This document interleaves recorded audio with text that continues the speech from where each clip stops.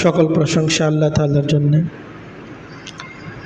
যে মহান মালিক আজকের এই জুমার দিনে জুমার নামাজ আদায়ের উদ্দেশ্যে আমাদেরকে মসজিদে সময় মতো আসার, দিনই প্রয়োজনীয় আলোচনা করার ও শোনার তৌফিক দিয়েছেন। আল্লাহ তাআলা শুকরিয়া আদায় করি, আলহামদুলিল্লাহ। অসংখ্য অগণিত দুরুদ সালাম বর্ষিত হোক আকায়ে নামদার তাজদার মদিনা মুহাম্মদুর রাসূলুল্লাহ সাল্লাল্লাহু আলাইহি ওয়াসাল্লামের প্রতি। আল্লাহ তাআলা আমাদেরকে যার উম্মত হওয়ার সৌভাগ্য দান করেছেন। মুহতারাম হাজিরিন, একজন মুমিন হিসেবে আমাদের প্রতি আল্লাহ তাআলার পক্ষ থেকে হুকুম হচ্ছে ঈমান আনার পরে সৎ কাজ করা, ন্যায়সঙ্গত কাজ করা এবং অন্যায় কাজ, অসৎ কাজ থেকে নিজেকে বিরত রাখা। নেক কাজ করা যেমন ইবাদত, অন্যায় থেকে বিরত থাকা তেমনি ইবাদত। নেক কাজ করা যেমনিভাবে আমাদের পক্ষ থেকে, আমাদের উপর আল্লাহ তাদের পক্ষ থেকে হুকুম, ঠিক তেমনিভাবে আল্লাহ তাদের পক্ষ থেকে আমাদের উপর হুকুম হচ্ছে নেক কাজে সহযোগিতা করা।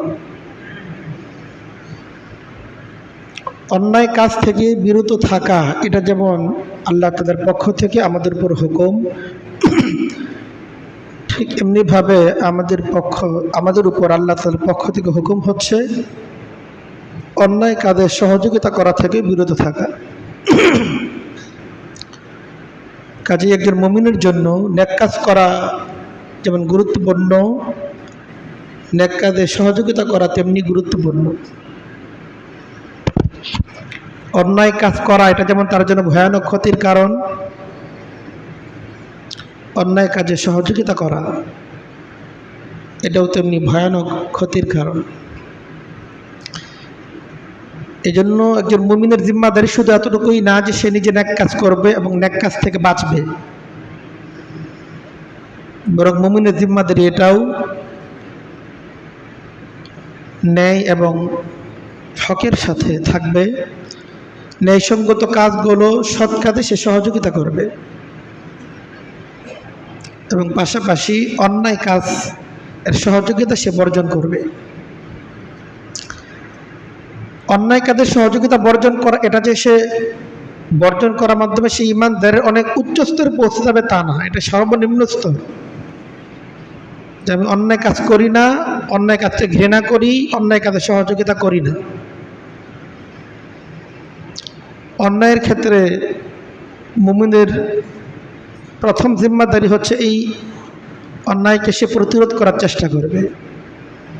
তা যদি না পারে অন্যায়ের প্রতিবাদ করবে, তাও যদি না পারে অন্যায়কে ঘৃণা করবে, অন্যায় কাজে সহযোগিতা করা থেকে নিজেকে রক্ষা করবে।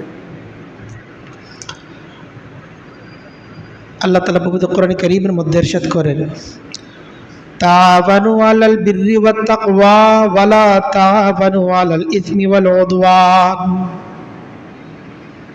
আল্লাহ বলেন তাআবানু আলাল বিররি ওয়াত তাকওয়া, নেক কাজ এবং তাকওয়ার কাজে, আল্লাহর ভয় সম্বলিত যে কাজগুলো আছে সেক্ষেত্রে তোমরা একে অপরকে সহযোগিতা করো।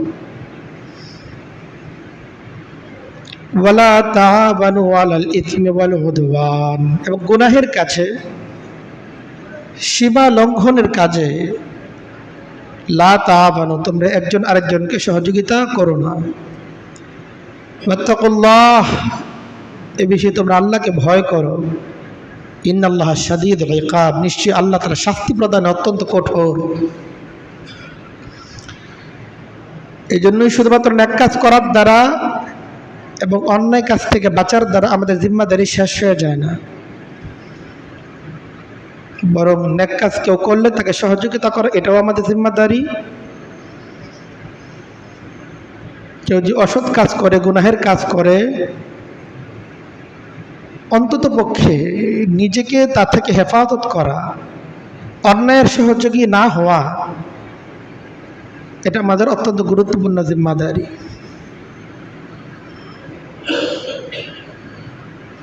পবিত্র কোরআন কারীমের অনেক আয়াতের মধ্যে আল্লাহ তাআলা মুমিনদের জন্য একে অপরের সহযোগী হয় এজন্য তাকিদ দিয়েছেন। আল্লাহ রাসূল সাল্লাল্লাহু আলাইহি ওয়াসাল্লাম হাদিসের মধ্যে এই বিষয়ে অত্যন্ত বিশদ আলোচনা করেছেন। আল্লাহ রাসূল সাল্লাল্লাহু আলাইহি ওয়াসাল্লাম বলেন, আল মুমিনু লিল মুমিনি কাল বুনয়ান ইয়াশুদ্দু বাযুহু বাযা।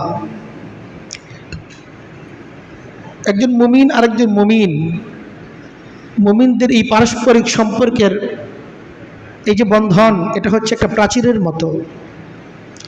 ইয়াশুদ্দু বাযুহু বাযা,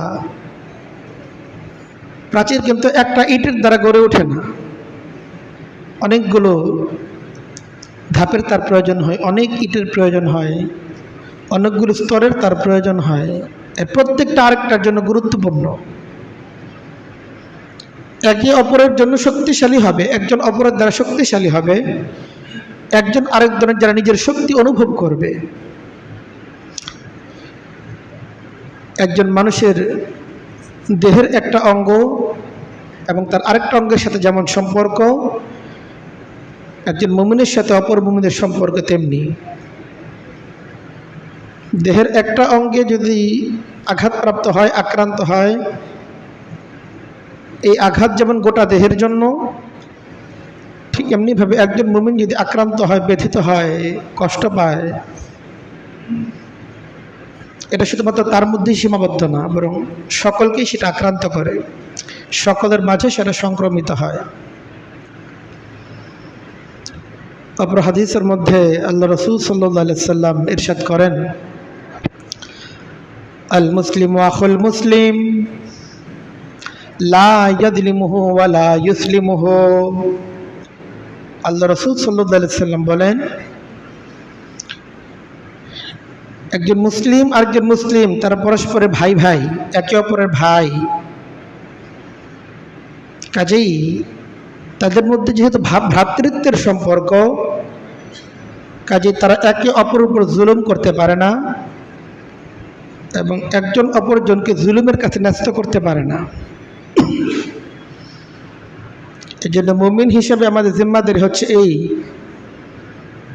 আমরা নেক কাজে একে অপরের সহযোগী হব এবং অন্যায় কাজে কোনো অবস্থাতেই অন্যায় কাজে একে অপরের সহযোগী হব না। নেক কাজে একে অপরের সহযোগী হওয়ার অনেকগুলো ধাপ আছে, অনেকভাবে আমরা নানাভাবে আমরা নেক কাজে একে অপরের সহযোগী হতে পারি। যেমন সৎ কাজের আদেশ, অসৎ কাজের নিষেধ, যেটা একজন দায়ীর কাজ, দাওয়াতের কাজ, মানুষকে সৎ কাজের প্রতি উৎসাহিত করা, অন্যায় কাজের ব্যাপারে নিরুৎসাহিত করা, এদের সামর্থ্য থাকলে বাধা দেওয়া, এটা একজন দায়ীর কাজ। এটাও কিন্তু নেক কাজের সহযোগিতার একটা অংশ। আর এই উম্মতের বড় জিম্মাদারি এটা। আল্লাহ বলেন, কুনতুম খায়রা উম্মাতিন উখরিজাত লিন-নাস।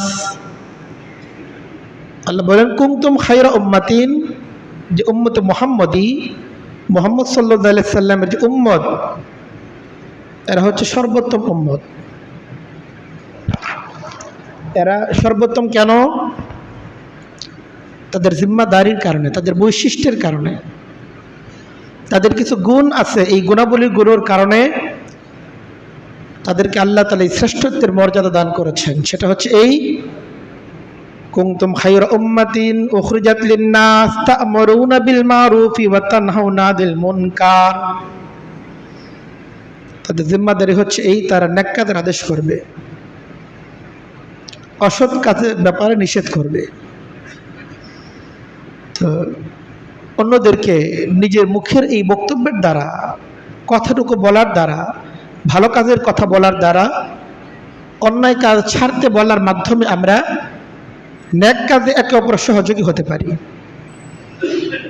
আমার এই বলার মাধ্যমে কেউ যদি একটা নেক কাজ করে, এই নেক কাজের এই ফলাফল, নেক কাজের সওয়াব এবং পুরস্কার শুধুমাত্র তার মধ্যে সীমাবদ্ধ থাকবে না।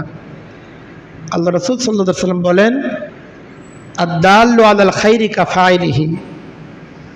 কেউ যদি অন্য একজনকে নেক কাজের প্রতি উৎসাহিত করে, নেক কাজ করার মাধ্যমে ব্যক্তি যেমন আল্লাহ তাআলার কাছে সওয়াবের হকদার হবে, নেক কাজের উৎসাহিত করার মাধ্যমে, নেক কাজের পথ দেখানোর মাধ্যমে, নেক কাজ করতে বলার মাধ্যমে ওই বলনেওয়ালা ঠিক ওভাবেই সে আল্লাহ তাআলার কাছে পুরস্কারের উপযুক্ত হবে। গুনাহের ব্যাপারটা এমনই,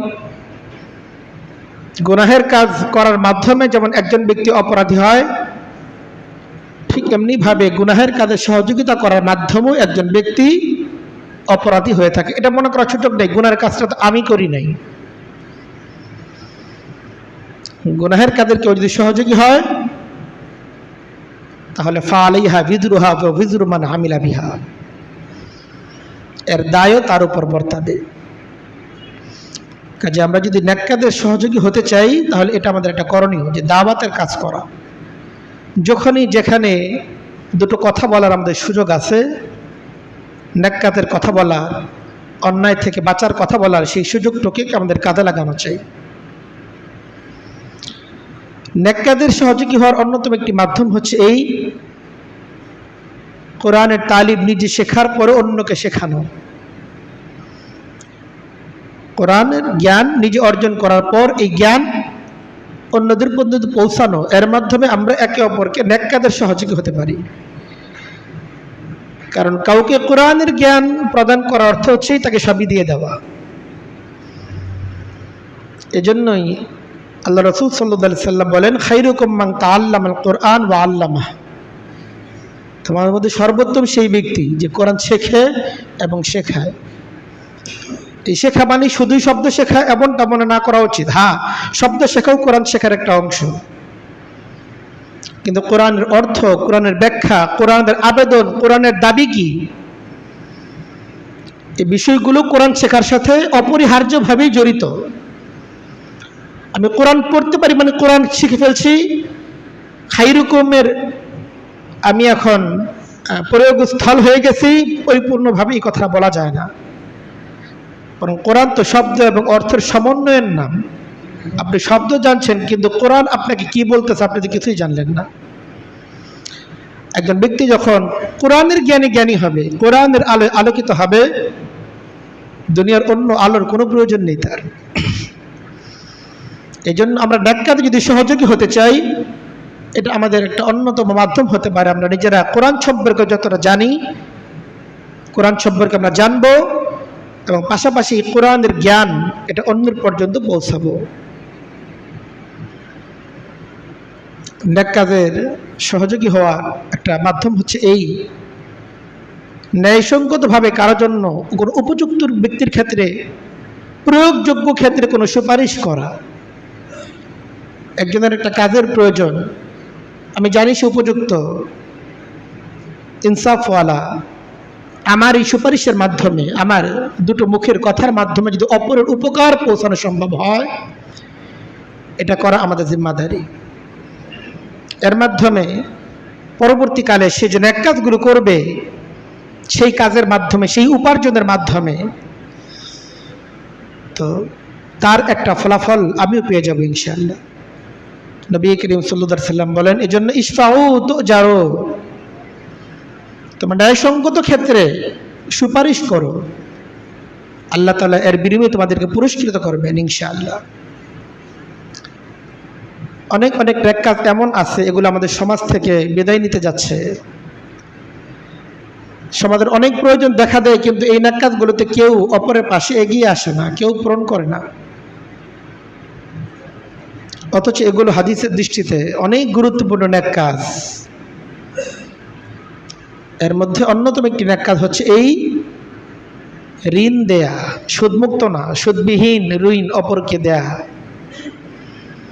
সমাজের অনেক মানুষ নানা রকম জরুরতে পড়ে যায়, অনেক হাজতে পড়ে যায়, কিন্তু দুঃখজনক হচ্ছে এই তার পাশে দাঁড়াবার মতো কেউ থাকে না, আমরাই থাকি না। অথচ হাদিসের মধ্যে, পবিত্র কোরআন কারীমের মধ্যে আল্লাহ তাআলা বলেন, ওয়া ইন কানা যু উসরাতিন ফানাযিরাতুন ইলা মাইসারাহ, ঋণ দেয়া এবং ঋণগ্রস্ত ব্যক্তিকে তার ঋণের কিস্তি পরিশোধ বা ঋণ পরিশোধের ক্ষেত্রে ছাড় দেয়া, এটাকে অত্যন্ত গুরুত্ব সহকারে উৎসাহিত করা হয়েছে। আল্লাহ তাআলা বলেন, ইনকানা যু উসরাতিন, কেউ তোমার থেকে ঋণ নেওয়ার পর সে যে অসচ্ছল হয়, অসচ্ছলতার কারণে সেই ঋণটাকে সঠিক সময় মতো পরিশোধ করতে পারছে না, ফানাদিরাতুন ইলা মাইসারাতিন, তার সচ্ছলতা পর্যন্ত তাকে সুযোগ দেওয়া, এটা মুমিনের কর্তব্য। ঋণই তো দেন না আপনি, আবার তাকে অবকাশ দিবেন, এটা তো অনেক পরের ব্যাপার। এটা বড় দুঃখজনক। এই যদি ঋণ দেয়া, এটা বড় গুরুত্বপূর্ণ আমল। হাদিসের মধ্যে এসেছে, আল্লাহ রাসূল সাল্লাল্লাহু আলাইহি ওয়াসাল্লাম বলেন, মান ইয়াসসারা আন মুসিরিন ইয়াসসারাহুল্লাহু আলাইহি ফিদ দুনিয়া ওয়াল আখিরাহ। যে ব্যক্তি কোনো অসচ্ছল ব্যক্তিকে ঋণ প্রদানে সে বিলম্ব করতেছে,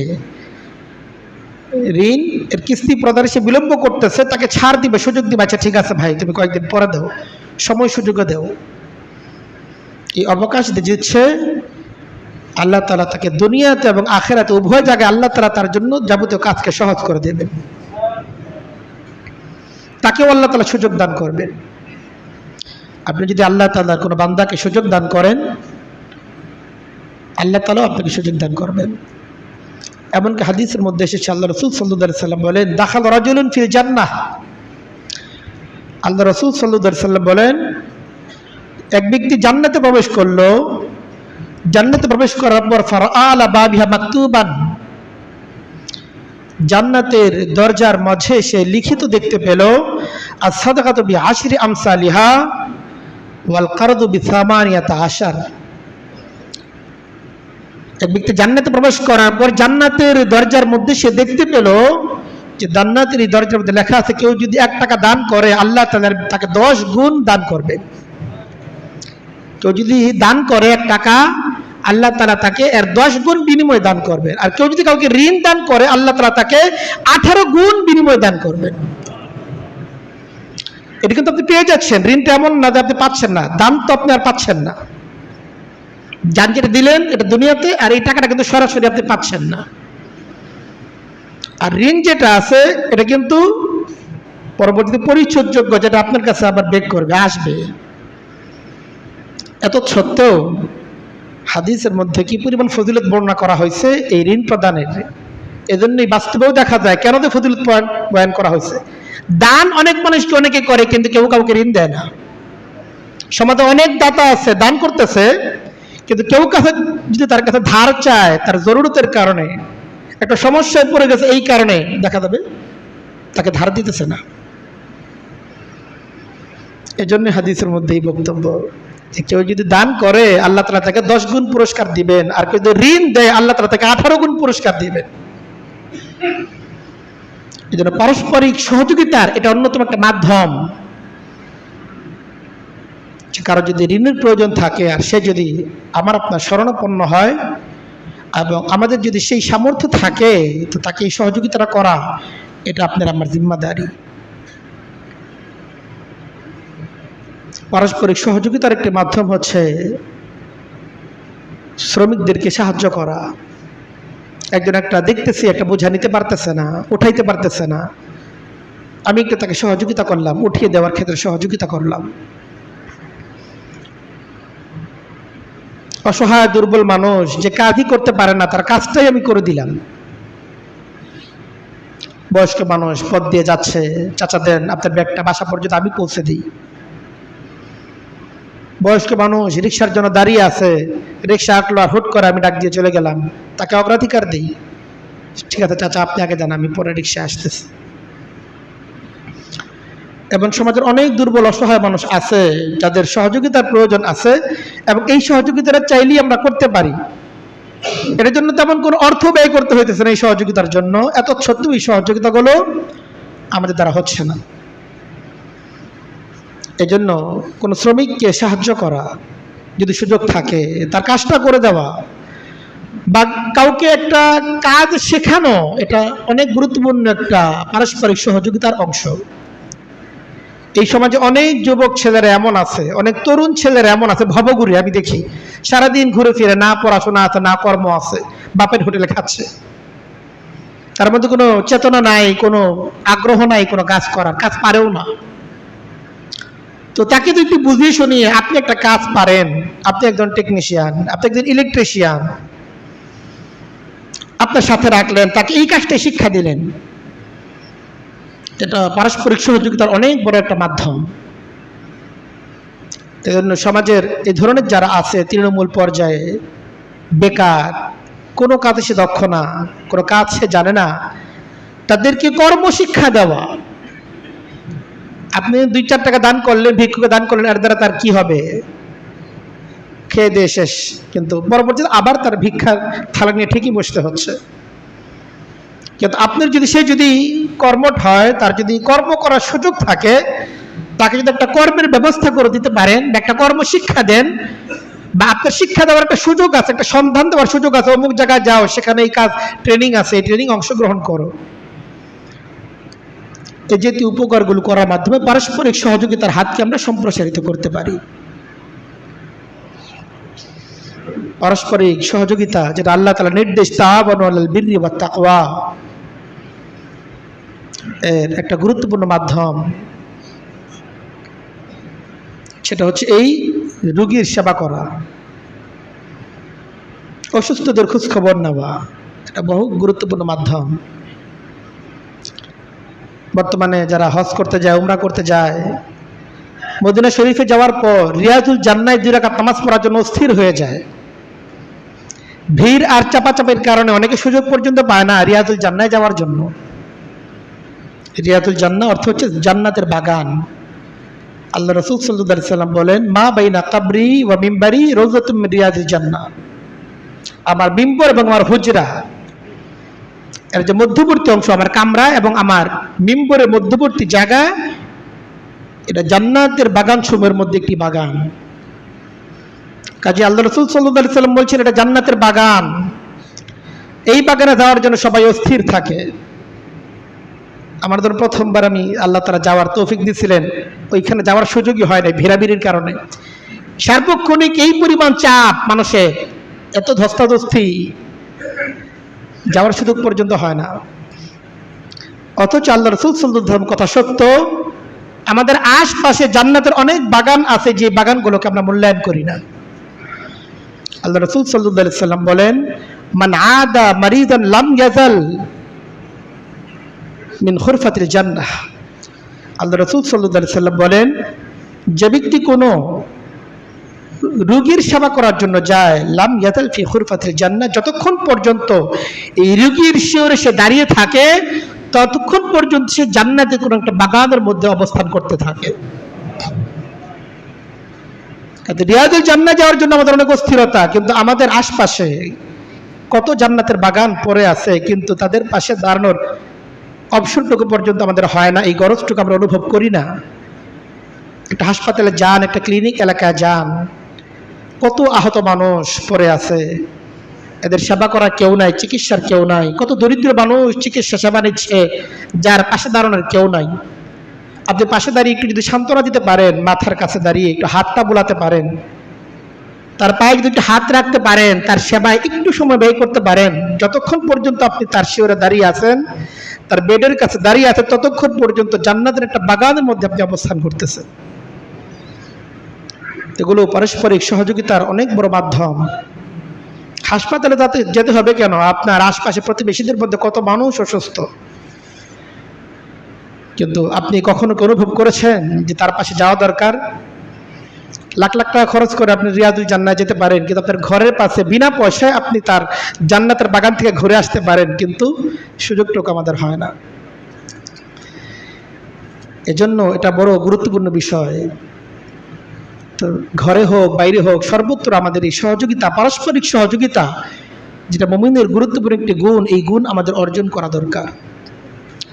অনেক মানুষ এমন আছে, বাইরে অনেক সেবামূলক কাজ তারা করে, কিন্তু এমন একজন মানুষ আছেন যে তার এই সেবা পাওয়ার, পারস্পরিক সহযোগিতার অনেক বড় হকদার।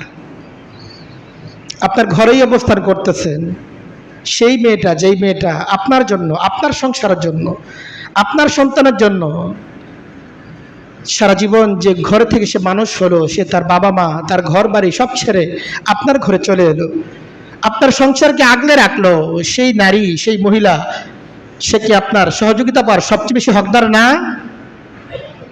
অবশ্যই সে সবচেয়ে বেশি সহযোগিতা পাওয়ার হকদার।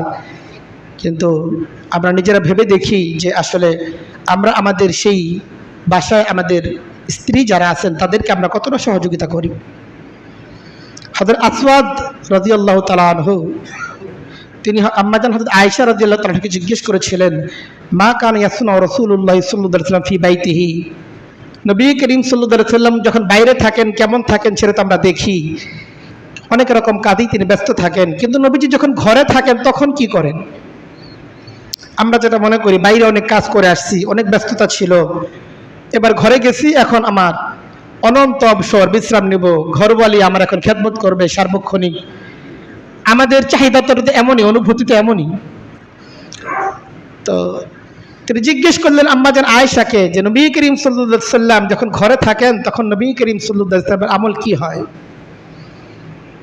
আম্মাজান আয়েশা রাদিয়াল্লাহু তাআলা জবাব দিলেন, কানা ইয়াকুনু ফি মিহনাতি আহলিহি, নবী করিম সাল্লাল্লাহু আলাইহি ওয়াসাল্লাম যতক্ষণ ঘরে থাকেন অবসর বসে থাকেন না, বরং নবী করিম সাল্লাল্লাহু আলাইহি ওয়াসাল্লাম যতক্ষণ ঘরে থাকেন ততক্ষণ পর্যন্ত তার পরিবারকে তিনি পারিবারিক যে অনেক রকম কাজ আছে সেই সমস্ত কাজে তিনি সহযোগিতা করতে থাকেন।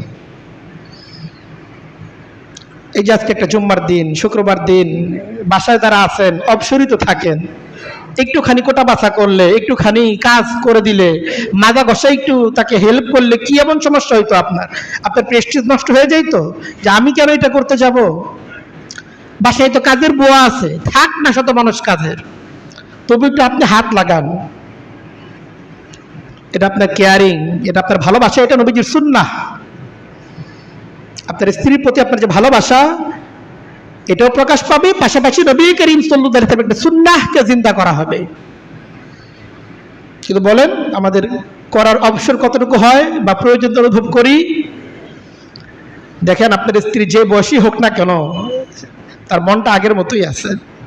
আপনি মনে করতেছেন আর এটা জোয়ান বয়সে চলে, এখন কি আর সেই সময় আছে? না, মেয়েদের মন চিরকাল একই রকম থাকে। কাজেই আপনি যে অবস্থানেই থাকেন না কেন, যে বয়সীর হন না কেন, যতক্ষণ পর্যন্ত আপনার পারিবারিক বন্ধন আছে, আল্লাহ তার পারিবারিক বন্ধনগুলিকে অবিচল রাখুন, অটুট রাখেন, ততক্ষণ পর্যন্ত স্ত্রীকে এই সহযোগিতা করা এটা আপনার হক, এটা আপনার জিম্মাদারি। নেক কাজে সহযোগিতা করা এটা মুমিনদের পারস্পরিক একটা গুণ, মুমিনদের পারস্পরিক জিম্মাদারি। প্রত্যেক নামাজের মধ্যে আমরা সূরা ফাতিহা পড়ি, আল্লাহ তাআলার কাছে বলি ইয়্যাকা না'বুদু ওয়া ইয়্যাকা নাস্তাঈন, আল্লাহ ইয়্যাকা না'বুদু, শুধু আপনারই ইবাদত করি, ওয়া ইয়্যাকা নাস্তাঈন, সাহায্য খালি আপনার কাছেই চাই। তো সাহায্য আল্লাহ তাআলার কাছে চাই, এই সাহায্য যদি পেতে চাই তাহলে করণীয় কি? আল্লাহ রাসূল সাল্লাল্লাহু আলাইহি ওয়াসাল্লাম বলেন, আল্লাহু ফি আউনিল আবদি মা কানাল আবদু ফি আউনি আখিহি। আপনি তো খালি আমাদের মধ্যে চাইলেন আল্লাহ সাহায্য করেন, সাহায্য করেন, আপনার কাছেই সাহায্য চাই। আল্লাহ রাসূল সাল্লাল্লাহু আলাইহি ওয়াসাল্লাম বলেন, আল্লাহু ফি আউনিল আবদি মা কানাল আবদু ফি আউনি আখিহি। একজন ব্যক্তি যতক্ষণ পর্যন্ত তার ভাইয়ের সাহায্য করে, যখন সে তার ভাইকে সাহায্য করে, আল্লাহ তাআলা তখন তাকেও সাহায্য করেন। কাজে আল্লাহ তাআলা সাহায্য যদি আমরা পেতে চাই, তো আমাদের সমাজের যারা আছেন, আমাদের ভাই বেরাদর, পাড়াপড়শি, বন্ধু বান্ধব, যাদের সহযোগিতার প্রয়োজন আছে, সহযোগিতা করার সুযোগ আমাদের আছে, এই সুযোগগুলোকে কাজে লাগানো চাই যদি আমরা আল্লাহ তাআলার সাহায্য পেতে চাই। আমি মানুষকে কোনো সহযোগিতা করব না, এই সমাজের মানুষ আমার দ্বারা কখনো উপকৃত হয় না, আর খালি আল্লাহ সাহায্য চাই, সাহায্য চাই, সাহায্য কেমনে আসবে? আপনি কি মানুষকে সাহায্য করেন? আল্লাহ আপনাকে কেন সাহায্য করবে? এদের আল্লাহ তাআলা বান্দাদেরকে আপনি সাহায্য করেন, আল্লাহ তাআলা ইনশাআল্লাহ আপনাকে সাহায্য করবেন। এবং এই সাহায্যটা আল্লাহ যে সাহায্য করবেন এটা শুধুমাত্র দুনিয়ার মধ্যে সীমাবদ্ধ না। আল্লাহ রাসূল সাল্লাল্লাহু আলাইহি ওয়াসাল্লাম বলেন, মান কাররাবা আন মুমিনিন কুরবাতান মিন কুরাবিদ দুনিয়া, মান নাফাসা আন মুমিনিন কুরবাতান মিন কুরাবিদ দুনিয়া নাফাসাল্লাহু আনহু কুরবাতান মিন কুরাবিল আখিরাহ। যে ব্যক্তি তার কোনো ভাইয়ের দুনিয়ার কোনো প্রয়োজনকে পূরণ করবে, দুনিয়ার কোনো কাজে সাহায্য করবে, আল্লাহ তাআলা তার আখিরাতের কাজকে আল্লাহ তাআলা তাকে সাহায্য করবে, তার আখিরাতের প্রয়োজনকে আল্লাহ তাআলা পূরণ করে দিবেন। এই জন্য আমরা যখন আমাদের কোনো ভাইকে দুনিয়ার কাজে সাহায্য করব, আল্লাহ তাআলা আমাদেরকে তো দুনিয়ার কাজে সাহায্য করবেনই, শুধু এতটুকুই না, বরং আল্লাহ তাআলা আখিরাতের প্রয়োজন, যেই প্রয়োজনের কোনো সীমা পরিসীমা নাই, এবং যেই দিন প্রয়োজন পূরণ করার জন্য একমাত্র আল্লাহ তাআলা ছাড়া কেউ থাকবেন না, সেই অসহায় মুহূর্তে আমাদেরকে সাহায্য করবেন কে? আল্লাহ তাআলা সাহায্য করবেন। তবে এই সাহায্য পাওয়ার জন্য শর্ত হচ্ছে এই, দুনিয়াতে যতদিন আসি ততদিন পর্যন্ত আল্লাহ তাদের বান্দাদেরকে সাহায্য করে যেতে হবে।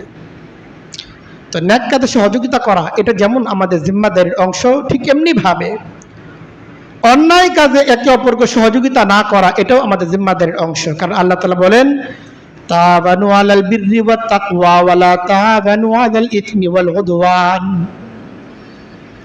তোমরা নেক কাজে এবং তাকওয়ার কাজে একে অপরকে সহযোগিতা করো, কিন্তু গুনাহের কাজে, সীমা লঙ্ঘনের কাজে তোমরা একে অপরকে সহযোগিতা করো না। এই জন্য যেমনি ভাবে আমাদেরকে নেক কাজে সহযোগিতা করতে হবে, ঠিক এমনি ভাবে অন্যায় কাজে সহযোগিতা এটা আমাদেরকে বর্জন করতে হবে। এটা মনে করার সুযোগ নাই যে অন্যায় কাজটা তো সরাসরি আমি করি নাই, আপনি না করেন, আপনি তো অন্যায়ের সহযোগী। অন্যায়ের সহযোগী আল্লাহ তাআলার কাছে একজন অন্যায়কারী হিসেবেই গণ্য হবে। আল্লাহ রাসূল সাল্লাল্লাহু আলাইহি ওয়াসাল্লাম বলেন, না তাকুন আওয়ামান আলা শাইতানি আলা আখিকুম, তোমরা তোমাদের ভাইয়ের বিরুদ্ধে শয়তানের সহযোগী হতে যেও না। যে মুমিনের বিরুদ্ধে যে অবস্থান, তো তার বিরুদ্ধে অবস্থানটাকে যদি কেউ সহযোগিতা করে তো আল্লাহ তাআলা এটাকে, আল্লাহ রাসূল সাল্লাল্লাহু আলাইহি ওয়াসাল্লাম বলেন, যেটা হচ্ছে শয়তানকে সাহায্য করার নামান্তর। কাজে অন্যায় কাজে, অসৎ কোনো কাজে একজন অপরজনকে কোনো অবস্থাতে সহযোগিতা করা যাবে না। আপনি দোকানের একজন কর্মচারী, দোকানদার বলল যে মাপে তখন দিবা, একটু কমাই দিও। আপনি মনে করবেন যে না, এটা তো আমার মালিক বলছে, আমি কি করবো, আমি তো চাকরি করি। বড় ভাই বলছে অমুকটা ডাইকান, আরে ধর। আপনি মনে করেন আমি তো শুধু হুকুম পালন করছি বড় ভাইয়ের, আমার কি অপরাধ। বস বলছে এই অমুক আসলে টাকাটা রাইখা দিস, ঘুষের টাকা। আপনি মনে করবেন টাকা তো আর আমি নেই নাই, আমি তো পৌঁছেই দিছি। কিন্তু এই সমস্ত কথা বলার মাধ্যমে আল্লাহ তাআলার কাছে আপনি কোনোভাবেই অন্যায়ের সহযোগী হওয়ার জিম্মাদারি থেকে আপনি পরিত্রাণ পাবেন না। যুগে যুগে অন্যায়কারীরা সবসময় এমনটাই মনে করছে, আমি তো হুকুমের গোলাম, আমার কি করার আছে। এই মুহররম মাসে 61 হিজরিতে মুহররম মাসের 10 তারিখে আশুরাতে ইরাকের কারবালা প্রান্তের হুসাইন রাদিয়াল্লাহু তাআলা আনহুকে শহীদ করা হয়েছিল। কারা শহীদ করছিল? ইয়াজিদের সেনাবাহিনী, তারা শহীদ করছিল। উবাইদুল্লাহ ইবনে জিয়াদের নির্দেশে শহীদ করছিল। কিন্তু তারা নিজেদেরকে মনে করতো আমরা নিরুপায়, আমাদের তো করার কিছু নাই, আমরা তো চাকরি করি, আমাদেরকে বলা হয়েছে হুসাইনকে মারার জন্য, আমরা শুধু হুকুম পালন করছি, দায় ভার তো সব ইয়াজিদ আর উবাইদুল্লাহ ইবনে জিয়াদের। ব্যাপারটাকে আসলে এমন, এই লোকগুলি সেই লোক যেই লোকগুলো সিফফিনের যুদ্ধে হুসাইন রাদিয়াল্লাহু পিতা আলী রাদিয়াল্লাহু তাআলার সহযোগী ছিল, তার অধীনে তারা চাকরি করছে। কিন্তু যখন সরকার যখন পরিবর্তন হয়ে গেল, এখানে ইয়াজিদ যখন পরবর্তীতে একটা পর্যায়ে ক্ষমতায় চলে আসলো, আর হুসাইন রাদিয়াল্লাহু তাআলা আনহু ইয়াজিদের জন্য হুমকি, তারা মনে করলো হুসাইনের কাছে ভালো হওয়ার জন্য, প্রমোশনের জন্য উবাইদুল্লাহ ইবনে জিয়াদ হুসাইনের ইয়াজিদের মনোরঞ্জনের জন্য নির্দেশ দিল যে না, হুসাইনকে শেষ করে দাও। আর সেখানে যারা শেষ করছিল তাদের অবস্থানটা কি ছিল? আমাদের তো করার কিছু নাই, আমরা তো চাকরি করি।